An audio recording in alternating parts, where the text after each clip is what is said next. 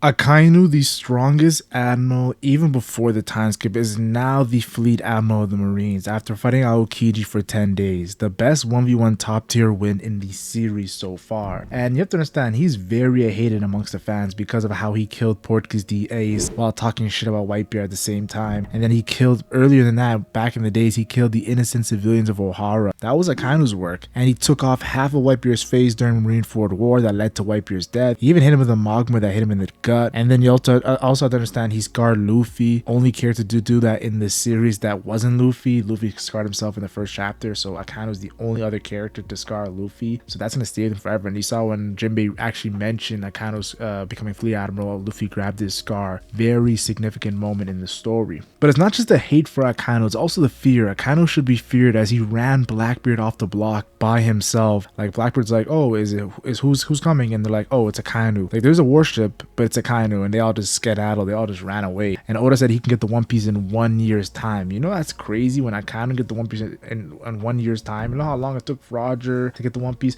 You know how long it took Luffy to get the One Piece? Now, of course, Akainu is, Oda saying at Akainu's power level right now, it would have taken 1 year if he had the same, like, pretty much start as Luffy. But still, that's still crazy. And also, Oda said he has the strongest offensive Delphi ability in the story. Just look at Kaido's final move versus Luffy, which was a Magma-related attack. And how Luffy had to use advanced armor haki just to deal with Kaido's final attack, showing how powerful that magma is. That's Akainu's whole arsenal. This is foreshadowing probably when Luffy faces Akainu that he's going to be using insane haki to deal with his strongest offensive Delphi. And I feel like it's going to be in the end of the story. So let's go do a deep dive on how Akainu might not be evil as we think. Yes, I talked about him being hated, I talked about him being feared, but I don't think he's as evil as we think. We're seeing some big psychological changes in Akainu, the red dog, Sakazuki, so let's just get to the video. The first time we actually see Akainu post time skip, he's telling Brand New we got it. Brand New's always yapping about the world update. I love it because he gives us readers, the fans, news information, but Akainu's like, let's get to the chase, and tells Brand New we got it, we understand. And he talks about how he already sent Fujitora to Dressrosa, so Akainu wasn't taking Luffy and Law like they were some chumps, so he was taking them very serious. He said, I'm not gonna let them do what they want, and he even said he got an annoying report from Smoker. Now, do you think Smoker mentioned Aokiji? Because the Marines told Aokiji told the other Marines to like not mention that he was there. For some reason, I feel like Akainu definitely might have knew Aokiji was on Punk Hazard. The next time we see Akainu is actually at near the end of the Dressrosa arc. He presses the gorosei about Doflamingo fake leaving the warlords. Like how he questions how a rat like Doflamingo can bend the world to his will.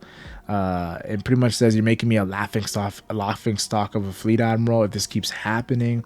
Akainu really cares about his reputation and how he's perceived, and he feels like the gorosei are really undermining him in this situation. And it's a deep topic because Doflamingo really did do some crazy stuff. Akainu then tells the gorosei, I want you to put an end to this at once. Like he's telling the gorosei, he's ordering the gorosei. That's how you know what Akainu is a strong leader. He's ordering the gorosei who only bend their knee to Imu, and they of course say, don't talk back to us, your honor is a trifling matter, Marines are just the outward face of the world government, and we placed it in Cyberpole's hands. Like they obviously are doing their shit talking back to Akainu. And then Akainu tries to do a little more banter, saying the Celestial Dragon's puppets, oh, have they gone right over your heads? And then they say, shut your insolent mouth, Sakazuki. So you see the banter between Akainu and the gorosei, and it's insane, the fact that Akainu is talking crap to the gorosei, showing you how powerful Akainu is as a character to go head to head with the gorosei. It really says a lot. We even see recently Saturn and whatchamacallit, Kizaru. And Kizaru wanted to do his things his own way when it comes to infiltrating Egghead Island, and Saturn wanted him just to bypassing Sentamaru. So I like when admirals stand up to the head figures, even Garp. I love when he does it too. It was a really cool moment.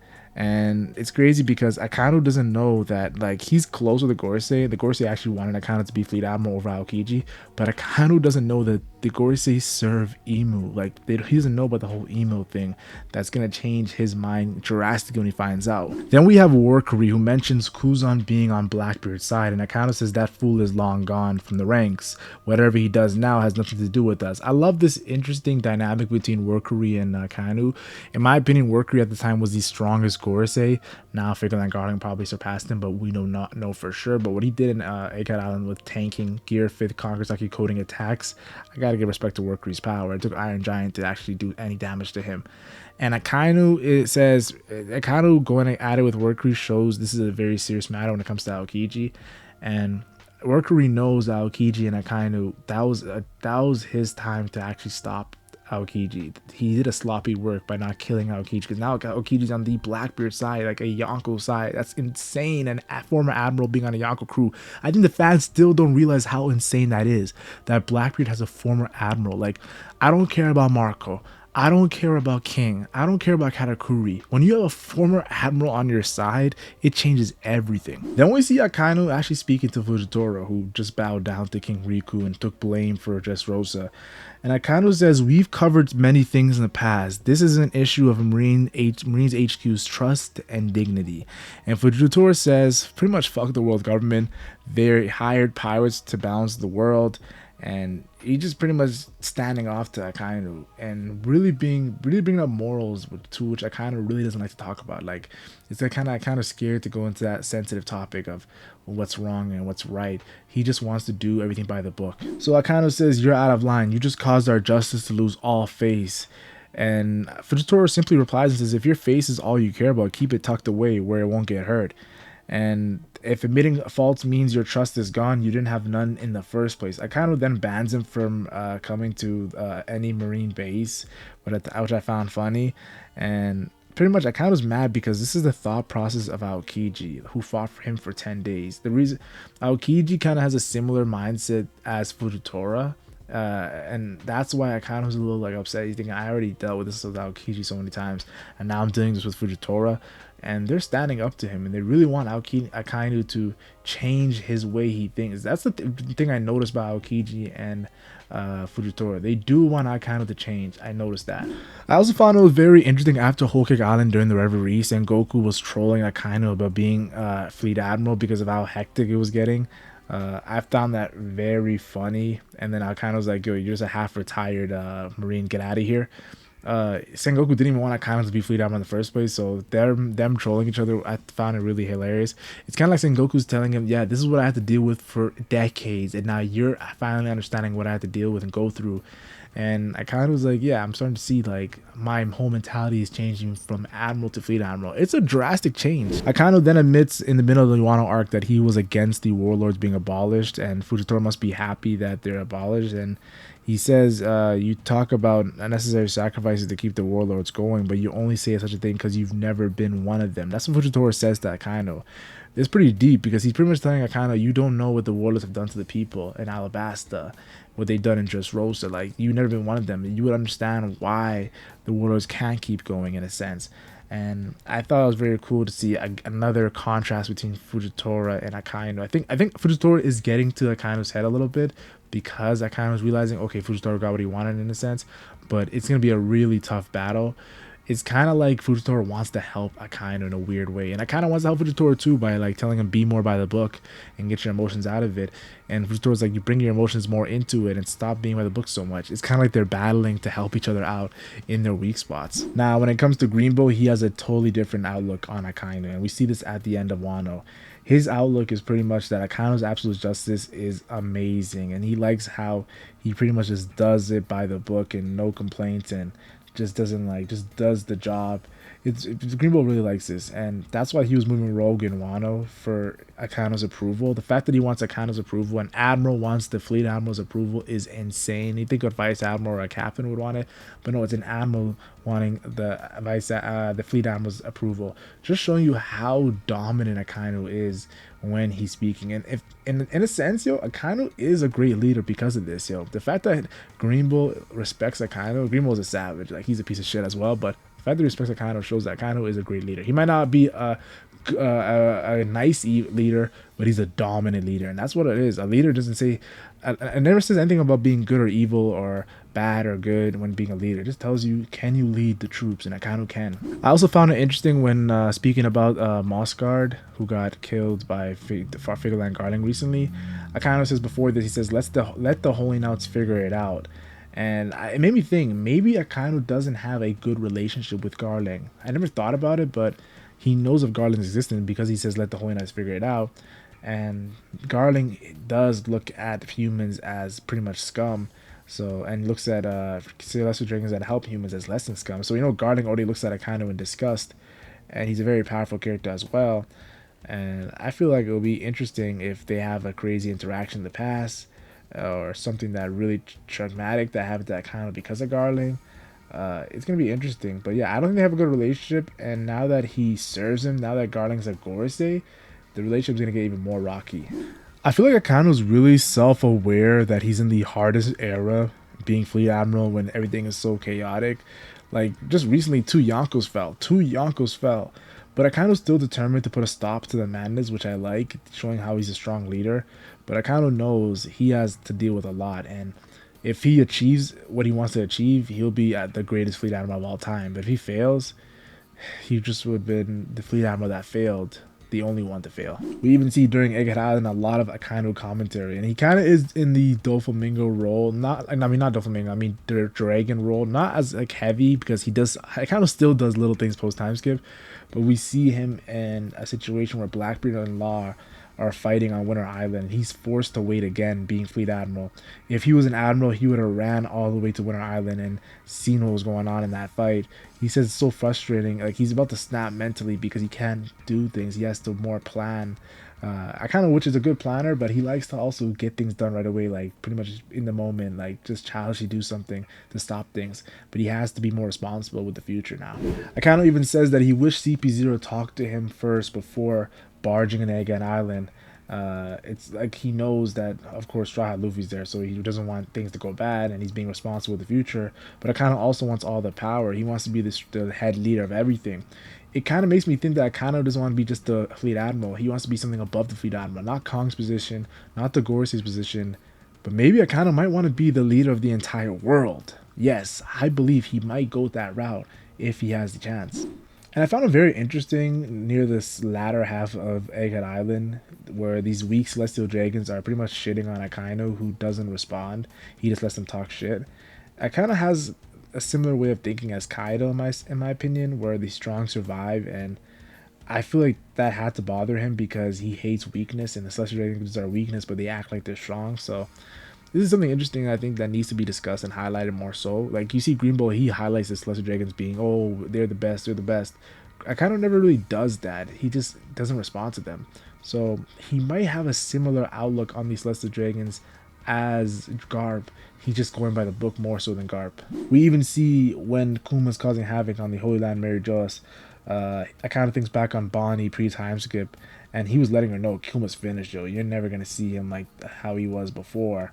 So when he sees Kuma leave, he wonders where could he be going. He says your will is gone, your consciousness is gone, but pretty much you're still going somewhere. Akainu is an intellect, so this breaks his logic in a sense. Even Vegapunk's logic is broken by Kuma, which makes him think. Akainu really ponders because of Kuma, and this is why I'm trying to tell you. We're seeing a lot of, maybe it's not Akainu changing, but we're just seeing a different light, a side of him through Oda. Oda is showing us a different side of Akainu, a more deeper side to him. We also see near the end of Egghead Island during Vegapunk's message, Akainu is completely tripping. Like he's Vegapunk saying the world is sinking, and Vegapunk is the most logical man, and Akainu is just straight facts. So when you combine this, like Akainu is definitely gonna understand what Vegapunk is saying because of how logical he is, and Vegapunk is saying pretty much everything that goes against Akainu's job. We even saw Sengoku panicking by eating. Like he was panicking eating, and Suru was like, what's going on? So this is just by hearing Vegapunk's message. Vegapunk's message is causing a psychological change, not just in Akainu, in everybody that heard it. It gets so bad that Akainu starts to get uncomfortable with the truth. He starts getting angry with Vegapunk, saying, are you really going to explain everything to the people? Which makes his guys look bad. He makes his Marines look bad at what Vegapunk's explaining, because he pretty much, Vegapunk is pretty much saying that Akainu works for the opposite, not really the opposition, but it kind of works for the side that is abusing the power in a sense, and that wanted the voice entry war and doesn't want the people to know the truth. It feels like the face of the Marines is taking a hit through Vegapunk's message. I also found it interesting how Oda put Akainu's face on that iconic chapter 1121 panel with all the figures that are trying to claim the One Piece. And maybe with this Vegapunk message, like we even saw the Marines talking about let's get our first before the pirates, I kind of might be set in trying to get the One Piece before the pirates, and that would be crazy. Now, what he does with One Piece, we do not know, but we do know what Vegapunk said it kind of looked like Vegapunk knew some. I mean, it kind of looked like I kind of knew some of the things that Vegapunk was saying. It's not like he was completely blindsided by Vegapunk's reveal, and I noticed that Akainu was not really blindsided a lot. Like he even knew about Luffy being Dragon's son and Garp's grandson. Like Dragon knows things. He knows information. He knows the facts, and that's something that I can't really say. I can question about Akainu, but I feel like he might not be as locked in with Figureland Garling, his son, and Imu as we think. He might go against these celestial dragons. I also found it interesting how Akainu gets destroyed by Kizaru with just one simple question: have you ever killed a close friend? I feel like this is a very deep question because Akainu is willing to kill innocent civilians. He's willing to kill Ace. He's willing to kill an innocent Marine that wants to run away from the war because of weakness. But can he kill a close friend? Will he feel too guilty doing it? And we saw what happened with that Aokiji. We even see Kizaru go off and say, "Did I do a sloppy work? You ungrateful brat, come here and look it for yourself." And Akainu says, "Sorry, brother." We know Akainu and Kizaru are the exact same age and they came up together. So definitely thought that was very interesting. And this could mean two things. It could mean that Akainu has killed a close friend that we just don't know about. Or it could mean what I think. Akainu has never killed a close friend. When Dragon left the Marine, Dragon's the exact same age as Kizaru and Akainu. It means they came up the ranks together with Aokiji. Aokiji's a little bit younger, but still. And he couldn't kill Dragon because Dragon's still alive. And if he didn't kill Aokiji during the 10 days, it's like he doesn't kill his close friends, but he can kill these other guys. So definitely killing random characters easy, but killing your close friend, Kizaru didn't. He knows how deep that is. So I found it very interesting, and I feel like I learned more about Akainu than Kizaru in this moment. And we see this kind of when Aokiji is explaining to the Blackbeard pirates pretty much explaining everything that happened during his battle with Akainu, and what happened after that? What happened after that? That's when you know the story's really good, and Aokiji is just telling all the details. And he says Akainu said, "Two men who came up in the ranks together in a fight to the death. I can feel something boiling within me." Now Aokiji makes a joke about how it's probably the magma, but it shows how Akainu was really upset that he was fighting Aokiji. But Kuzan couldn't let Akainu land and pretty much couldn't let Akainu take over the Marines. He didn't care about being Fleet Admiral, but until Akainu was said to have a chance, he's like, no, I can't have this happen. And Sengoku even nominated Aokiji for that position, showing that Sengoku didn't want Akainu to be a Fleet Admiral. But you know what's funny? Akainu, in my opinion, is a way better Fleet Admiral than Aokiji. He's not a good Fleet Admiral in the sense of like good pure heart, but he's a better leader. And Akainu's absolute justice was just too powerful, and that's why he prevailed against these oppositions. We'll probably learn more soon about this, which is gonna make Akainu look more human in the story. Now, enough of me yapping. All I'm trying to say is Akainu probably has a traumatic past, as we've seen him hoodied up in Chapter 0. With a very dark presence, or we've seen him as a kid in his pictures. He looks very roughed up. Like, he definitely has a traumatic past, and I think of all the admirals, if you're gonna show a traumatic past, show Akainu. Like, we already seen Aokiji's like mini flashback. I think Akainu gets a full one would be really good. I can't fail to mention how him and Monkey D. Dragon definitely clashed, but I wouldn't be surprised if he views him as a brother before he left the Marines, and that's why he didn't kill him as well. And with Vegapunk's message and Dragapunk making a move, we will see some epic moments dealing with Akainu, absolute justice, and who he is as a character. Akainu is changing, but maybe we're just seeing more of who Akainu is through the mask that he's been showing, like that tough guy mask. We're seeing who he is, and I can't wait to see if Akainu goes all in with the Marines, or even if he says in his dying words, I think Akainu will die, but even if he says, or when he's losing, when Akainu loses or dies, if he says, if he starts to see how the other point of view is, I think that would be really good for his character. Amazing. And people might not forgive Akainu for the Ace killing and everything, but at the end of the day, I feel like all characters could change. It doesn't matter what evil act they did. And that's a controversial statement, but I do believe that. I feel like anything could be forgiven. Not anything could be forgiven, but anything could be, I'm trying to put this in the right words.